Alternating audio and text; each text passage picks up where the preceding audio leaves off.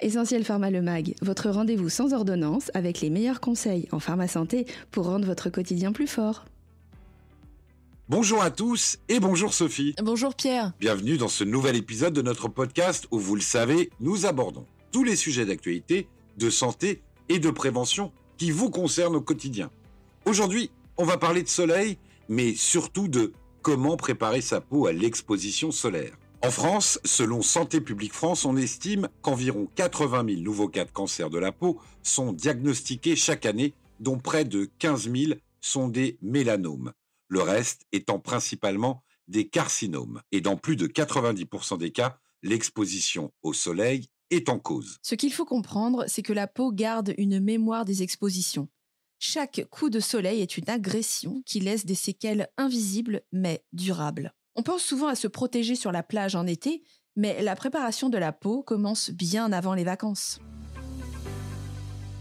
Avant de parler de crème ou de compléments alimentaires, est-ce que tu peux nous expliquer, Sophie, comment la peau réagit au soleil d'un point de vue physiologique ? Avec plaisir. Quand la peau est exposée aux rayons UV, deux types de rayonnements sont principalement en cause. Les UVB et les UVA. Les UVB sont plus courts, responsables des coups de soleil, mais aussi de la production de vitamine D. Les UVA, eux, pénètrent plus profondément dans la peau et sont impliqués dans le vieillissement cutané et le stress oxydatif. Et c'est cette agression qui peut entraîner à terme des mutations cellulaires et donc des cancers ? Exactement. Le rôle du mélanocyte, la cellule responsable de la pigmentation, est de produire de la mélanine pour protéger l'ADN des cellules cutanées. Mais cette protection est limitée. Le bronzage n'est pas un signe de bonne santé, c'est une réaction de défense. Donc, le fameux « je vais bronzer pour me protéger », c'est un mythe. Un mythe dangereux, oui. Parlons maintenant de la préparation de la peau. Beaucoup de gens achètent des gélules solaires dès le printemps. Est-ce réellement efficace ? Les compléments alimentaires à visée solaire, souvent riches en bêta-carotène, lycopène, vitamines E et C et parfois en sélénium, ont un effet antioxydant. Ils aident à renforcer les défenses de la peau face aux radicaux libres induits par les UV. Donc ce n'est pas une protection directe comme une crème solaire. Non, ce n'est ni un écran, ni un bouclier, mais un soutien. Selon une étude menée par le laboratoire Pierre Fabre en 2020, les personnes ayant pris une cure de 4 semaines de compléments à base de lycopène ont montré une réduction de 20% de l'érythème solaire par rapport au groupe témoin. Intéressant. Et combien de temps avant l'exposition faut-il commencer cette cure ? Idéalement, 3 à 4 semaines avant une exposition prolongée, en continuant pendant et après. Mais cela ne remplace jamais les gestes barrières. Crème solaire, vêtements, lunettes et surtout éviter les expositions entre midi et 16 heures. Mais Sophie, on n'habite pas tous au bord de la Méditerranée. Est-ce que ça vaut le coup de préparer sa peau au soleil quand on vit à Paris, à Lille ou à Angers ? Oui, ce qu'on oublie souvent, c'est que 80% des rayons UV passent à travers les nuages et que l'exposition est cumulative. Même en ville, lors de trajets à pied ou en terrasse, on s'expose. D'ailleurs, une étude de l'Institut national du cancer montre que 41% des Français s'exposent régulièrement au soleil sans protection en dehors des vacances. Et donc on accumule du capital soleil. C'est une image un peu simplifiée, mais parlante. La peau a un capital solaire qui diminue avec chaque exposition. Lorsqu'il est épuisé, les dommages deviennent irréversibles. Alors, est-ce qu'on peut booster notre peau grâce à l'alimentation ? Oui, et c'est une approche complémentaire. Les aliments riches en antioxydants naturels comme les carottes, tomates, abricots, épinards ou encore le poisson gras apportent du bêta-carotène, des oméga-3, de la lutéine.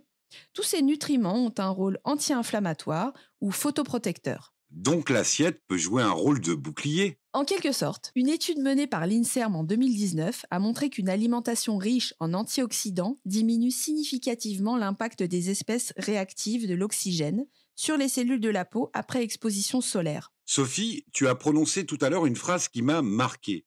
Préparer sa peau au soleil, c'est aussi respecter son écosystème cutané.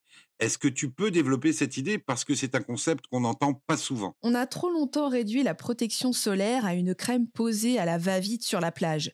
Mais la peau est un organe vivant, intelligent et surtout habité. Habité ? Oui, notre peau est colonisée par un microbiote cutané, un ensemble de bactéries, levures et virus non pathogènes qui participent activement à sa santé. Cet écosystème vit en équilibre permanent.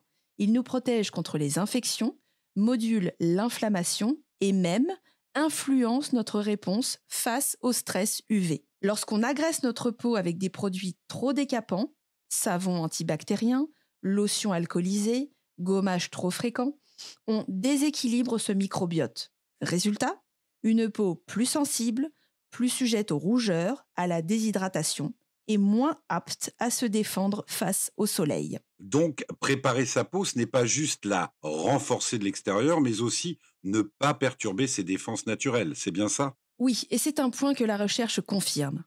Une étude menée par L'Oréal Research and Innovation en collaboration avec l'INSERM a montré que des bactéries spécifiques du microbiote cutané, comme Staphylococcus epidermidis, contribuent à la régénération post-UV et à la modulation de l'inflammation. Si ces bactéries sont détruites par des produits agressifs, la peau perd une partie de sa capacité d'autoréparation. Alors, qu'est-ce qu'on peut faire au quotidien pour protéger ce fameux écosystème cutané? Voici quelques réflexes simples. Utilisez des nettoyants doux, sans sulfate ni agents antibactériens non nécessaires. Le pH idéal? Aux alentours de 5,5, celui de la peau saine. Évitez les exfoliants agressifs plus d'une fois par semaine, surtout avant une exposition solaire, car cela fragilise la barrière cutanée. Privilégiez les soins avec des prébiotiques, aliments riches en fibres, par exemple les oignons, bananes, poireaux, qui nourrissent les bonnes bactéries. Et des postbiotiques, acides aminés et acides gras à chaîne courte par exemple, qui aident à restaurer l'équilibre du microbiote. Hydratez quotidiennement, car une peau bien hydratée est une peau plus résiliente. Et l'hydratation, c'est aussi une barrière physique contre la pénétration excessive des UV. Et tu disais aussi que ce que l'on met dans son assiette a un rôle aussi important que ce que l'on se met sur la peau. C'est même complémentaire. Le microbiote intestinal communique avec la peau via ce qu'on appelle l'axe intestin-peau. Une alimentation déséquilibrée, pauvre en fibres et en micronutriments, favorise la dysbiose intestinale, ce qui peut aggraver les inflammations cutanées et réduire la tolérance au soleil. Donc, ce qu'on mange influence indirectement la façon dont notre peau réagit aux UV. Absolument. Par exemple, une étude de l'Université de Montpellier en 2021 a montré qu'un régime riche en polyphénol, en acides gras oméga 3 et en ferments lactiques favorise une meilleure régulation de la réponse inflammatoire cutanée post-UV. On voit qu'on est loin de la crème solaire. Aujourd'hui, la préparation solaire moderne devrait intégrer une routine dermocosmétique respectueuse du microbiote, une alimentation anti-inflammatoire et bien sûr les protections classiques, textiles, écran solaire, limitation de l'exposition. Ah, c'est une vraie hygiène de vie. Oui, et une hygiène respectueuse de la nature, même de notre peau. On ne peut pas s'attendre à ce qu'elle nous protège efficacement si on ne la considère pas comme un organisme vivant, sensible et connecté au reste de notre corps. Nous n'avons pas encore parlé des enfants. Leur peau est-elle plus fragile face au soleil? Elle est extrêmement vulnérable. Jusqu'à l'âge de 3 ans, le système de défense cutanée est immature. La mélanine est produite en très faible quantité. Un seul coup de soleil avant 10 ans augmente de 2 à 3 fois le risque de cancer cutané à l'âge adulte. Donc, pas de soleil du tout pour les bébés? Exactement. On recommande aucune exposition directe avant 3 ans et au-delà, une protection maximale. Vêtements couvrants, chapeau à large bord, lunettes CE catégorie 3 ou 4 et écran minéral indice 50+. Certains pensent que les peaux mates ou foncées n'ont pas besoin de protection solaire. C'est vrai? C'est faux et c'est dangereux. Si la mélanine offre une meilleure photoprotection naturelle, elle ne suffit pas à prévenir les dommages cellulaires profonds. D'ailleurs, les mélanomes sont souvent diagnostiqués plus tardivement chez les personnes à peau noire ou mate, car sous-estimées. Donc, on met de la crème quelle que soit sa couleur de peau. Toujours, sans exception. Si on veut préparer notre peau au soleil de façon intelligente, que devrait-on faire concrètement dès maintenant? Voici une routine type.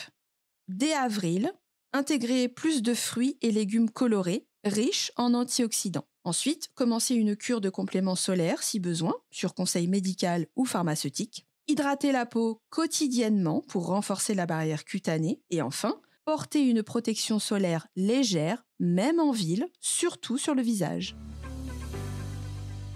Et pour les tatouages, comment réagissent-ils face au soleil et surtout, faut-il les protéger ou préparer d'une façon particulière? C'est un sujet encore sous-estimé, même chez les grands amateurs de tatouage. Et pourtant, l'exposition solaire peut avoir des conséquences importantes à court et à long terme sur la qualité du tatouage, mais aussi sur la santé de la peau. Un tatouage, c'est une plaie. Et une plaie n'aime pas le soleil. Oui, il faut en moyenne 2 à 4 semaines pour qu'un tatouage soit totalement cicatrisé en surface et jusqu'à 6 semaines pour une cicatrisation en profondeur, selon la taille, la zone et la technique utilisée. Donc, un tatouage récent ne doit jamais être exposé au soleil. Jamais, c'est impératif. Exposer un tatouage non cicatrisé peut provoquer une décoloration prématurée des pigments, une inflammation prolongée et dans certains cas, une réaction allergique phototoxique. Une fois cicatrisé, le tatouage devient une zone particulièrement fragile face aux UV, car la peau a été modifiée. La densité de mélanocytes peut être localement altérée et les pigments eux-mêmes peuvent réagir au soleil. Les conséquences d'une exposition répétée sont la décoloration progressive du tatouage, les bavures de contour, la perte de contraste et potentiellement un vieillissement cutané accéléré de la zone. Même si mon tatouage a 10 ans, il reste vulnérable? Tout à fait. La protection doit être à vie. Voici les bons réflexes. Appliquer un écran solaire indice 50+, de préférence minérale, oxyde de zinc ou dioxyde de titane, qui forme une barrière physique sans interagir avec les pigments. Renouveler l'application toutes les 2 heures et après chaque baignade ou transpiration. Couvrir la zone si possible, vêtements, pansements légers en cas de soleil extrême. Éviter l'exposition prolongée, surtout entre 12 et 16 heures. Exactement, il faut considérer un tatouage comme une zone à photoprotection renforcée, au même titre qu'une cicatrice ou une peau très claire. Et les produits qu'on choisit doivent être non photosensibilisants, non irritants et adaptés à une peau fragilisée. Merci Sophie pour tous ces éclairages. Je pense que beaucoup vont revoir leurs habitudes avant les vacances. J'espère. Le soleil, c'est aussi la vie, la vitamine D, le moral, mais comme souvent, c'est la dose qui fait le poison. Absolument. Alors, comme d'habitude, si cet épisode vous a plu, n'hésitez pas à le partager autour de vous et à nous suivre pour d'autres sujets santé. À très vite pour un prochain épisode. Essentiel Pharma, votre réflexe santé.